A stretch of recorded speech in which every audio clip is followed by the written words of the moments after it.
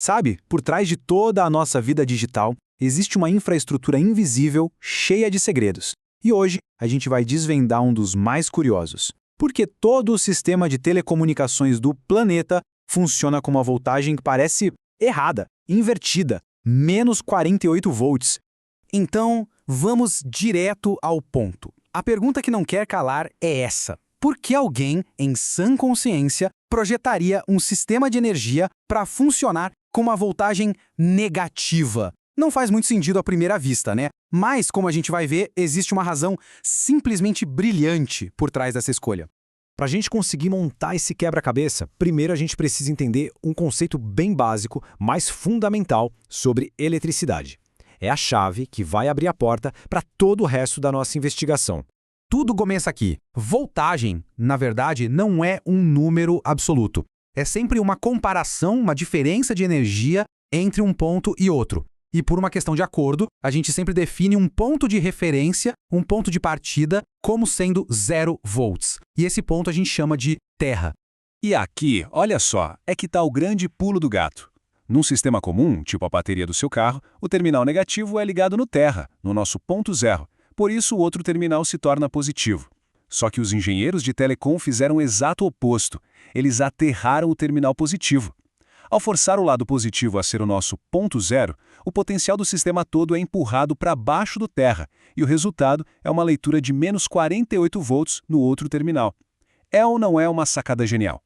Beleza, agora que a gente já entendeu como eles fazem isso, vem a pergunta mais importante de todas. Por quê? Para que todo esse trabalho? A resposta nos apresenta o verdadeiro vilão dessa história. Um inimigo silencioso que adora destruir metais. O nome desse inimigo é corrosão galvânica. Pensa nela como uma reação química que acontece de forma super acelerada quando a gente junta 3 coisas: metal, umidade e uma corrente elétrica. Ela literalmente come o metal. Agora, imagina o desastre que isso seria numa rede com milhares de quilômetros de cabos de cobre espalhados por aí. E olha só como o ataque acontece. Se o cabo de cobre tiver um potencial positivo, qualquer umidade no ar ou no solo já é o suficiente para arrancar pedacinhos microscópicos dele, os íons de cobre. É um processo que, na prática, vai dissolvendo o fio aos poucos, dia após dia, até a comunicação falhar. Mas, como em toda boa história, para todo grande vilão existe um herói. E nesse caso, o herói é a própria voltagem negativa. Uma solução elegantíssima para um problema que era super destrutivo. A solução é tão simples que chega a ser genial. Ao fazer o fio de cobre ser negativo em relação ao terra, toda aquela química da corrosão é virada de cabeça para baixo e passa a trabalhar a nosso favor. E a mudança de papéis, aqui é o que faz toda a diferença. Com a voltagem positiva, o cobre seria o ânodo, a parte que se sacrifica, que se desgasta, que corrói. Mas com menos 48 volts, ele vira o cátodo. Então, em vez de perder material, ele, na verdade, fica ali quietinho, protegido e até atrai elétrons. Isso aumenta a vida útil de toda a infraestrutura de um jeito absurdo.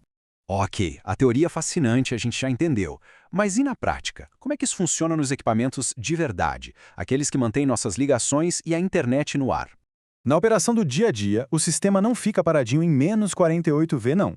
O normal, o estado de repouso, é na verdade menos 54 V, que é a tensão ideal para manter as baterias sempre carregadas. Depois de uma queda de energia, essa tensão sobe para até menos 58 V, para dar uma carga mais forte e rebalancear as baterias. É contraintuitivo, né? Mas nesse mundo, um número negativo maior, como menos 58, significa mais força, mais carga. E esse aqui? Esse é o número crítico, menos 42 volts. Esse é o limite mínimo. Se a energia da rua acaba e as baterias vão descarregando até chegar nesse ponto, o sistema se desliga sozinho. É um mecanismo de autoproteção para não deixar que as baterias sejam danificadas para sempre. E agora, chegamos na informação talvez mais importante e que mais dá um nó na cabeça, principalmente para quem trabalha com isso. Como o terminal positivo é o que foi aterrado, toda a estrutura de metal do equipamento, o gabinete, o rack onde tudo fica montado, é na verdade o polo positivo do circuito. Isso exige uma inversão completa de pensamento. Pensa num carro. Todo mundo sabe que a lataria, o chassi, é o negativo. Em telecom, é o contrário. Encostar num rack de metal e num fio vivo de menos 48 volts ao mesmo tempo fecha o circuito. A mentalidade do técnico precisa ser totalmente ajustada para evitar acidentes graves. Então, o perigo real aqui não é o de tomar um choque. Menos 48V é considerada uma tensão extra baixa de segurança. Em geral, não é perigosa para o corpo humano. O risco de verdade é a quantidade absurda de corrente, de amperagem que aquelas baterias conseguem entregar. Um curto-circuito acidental não vai te dar um tranco, mas a energia liberada é tão violenta que pode derreter uma ferramenta de metal na sua mão em uma fração de segundo. E é isso. No fim, a gente descobre que uma simples inversão na polaridade, uma decisão de aterrar o positivo e não o negativo, é o que protege a espinha dorsal de cobre da nossa civilização conectada contra sua maior ameaça. E isso deixa a gente pensando, que outras soluções geniais assim, ao contrário, estão por aí, em silêncio, fazendo o nosso mundo funcionar. Obrigado pela companhia.